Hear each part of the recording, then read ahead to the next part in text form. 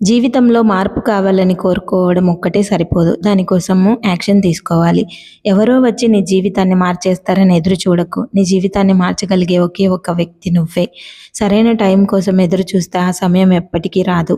ఎందుకంటే మార్పు అనేది రేపు మొదలవ్వదు. ఈరోజు నువ్వు తీసుకునే డెసిషన్‌తోనే మొదలవుతుంది.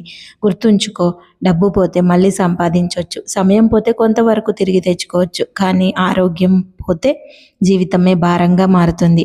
నువ్వు నీ కుటుంబం కోసం కష్టపడుతున్నావు. వాళ్ళ సంతోషం కోసం పరుగులు పెడుతున్నావు. కానీ ఒకసారి ఆలోచించు, నువ్వే ఆరోగ్యంగా లేకపోతే నీ కళ్ళలను, నీ కుటుంబాన్ని ఎవరు చూసుకుంటారు?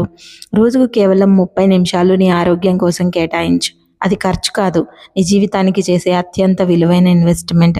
ఖర్చు చేశామనుకోండి, తిరిగి మనకు దాని నుంచి ఏమీ రాదు. కానీ ఇన్వెస్ట్‌మెంట్ చేస్తే దాని నుంచి రిటర్న్స్ వస్తాయి.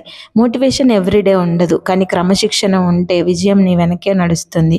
కలలు కనే వాళ్ళు చాలామంది ఉంటారు, కానీ ఈరోజే యాక్షన్ తీసుకున్న వాళ్ళు మాత్రమే వాటిని నిజం చేసుకుంటారు.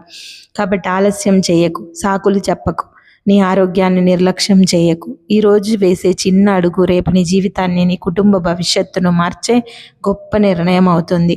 గుర్తుంచుకో, నీ ఆరోగ్యమే నీ అసలు సంపద. దాన్ని కాపాడుకో, జీవితాన్ని గెలుచుకో.